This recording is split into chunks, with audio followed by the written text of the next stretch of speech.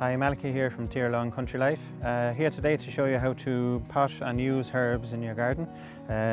One of the most important things I think is actually to keep herbs in a little trough or a planter like this very close to the kitchen so it's easily accessible, because often if they're too far away from the house they actually won't be used because you have to walk down the garden to get them.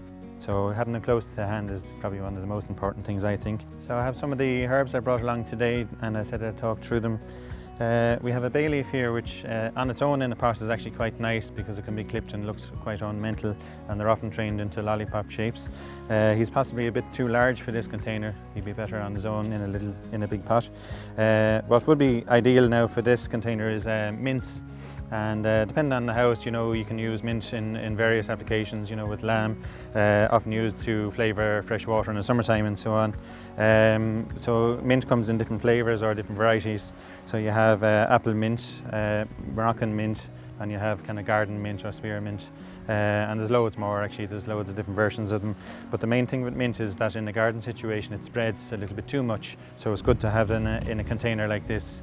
That keeps them within bounds as such, And we also have lemon balm here, which we use in the summertime in our garden here to flavour the water in the fridge.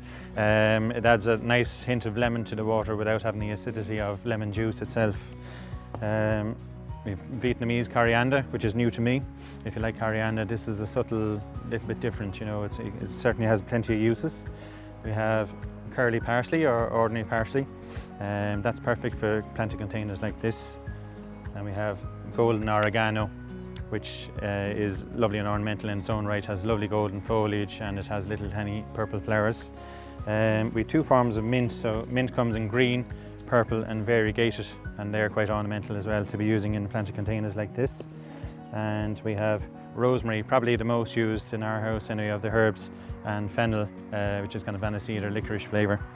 So in this container now I think I will pop in parsley. So this container has good drainage in the bottom, which is most important for herbs because most of them come from the Mediterranean and they have a dry climate, and essentially you need to have free draining compost. So I have used Jack's Magic compost here, and I've mixed in Horticultural Grit, so it's a lovely free draining compost like what the plants would be used to. The parsley now will be a little bit low, so I'll put that towards the front. And we have chives here, so again for sandwiches and things, chives are often used in our house. And the trick with herbs really is to use them, keep clipping them and keep pinching them and actually use them in the house, because if they get too big sometimes they can go to flower and they're not as good, not as juicy. And another thing is if you have a glut of them, if you're too much that you can't actually get to use, you can clip them and put them into an ice cube tray and add a little water and then freeze them. And that means then if you're cooking someday you can actually get the little ice cubes and put them straight into whatever you're cooking, and the herb is lovely and fresh and ready to use then. Yeah, so I'm just popping in a mint. Now the Moroccan mint is often used for mojitos, so that's most important to have that in the container.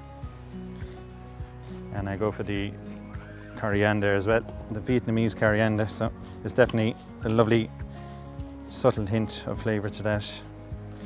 Now I go for the variegated sage for the colour, and the sage is a little bit taller than the other guys, so I'd be expecting this planter to be viewed from this being the front, so the taller plants will be at the back. And I have to put my rosemaries in as well because that's the one we use the most of.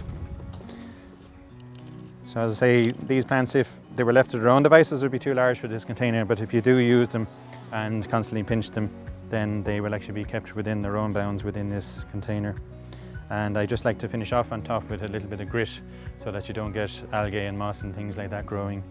Now because they're edible plants as such, I like to use organic feeds. These plants would require feed about every 2 to 3 weeks in the growing season.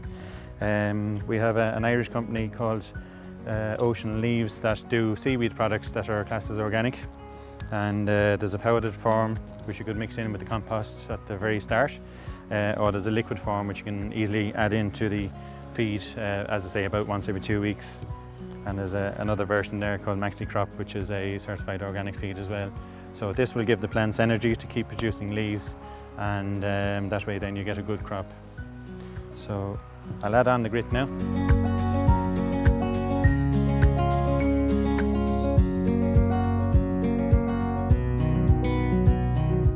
I've added on the grit onto the surface of the container, so essentially it's finished now, and I'll pop it along to my kitchen windowsill.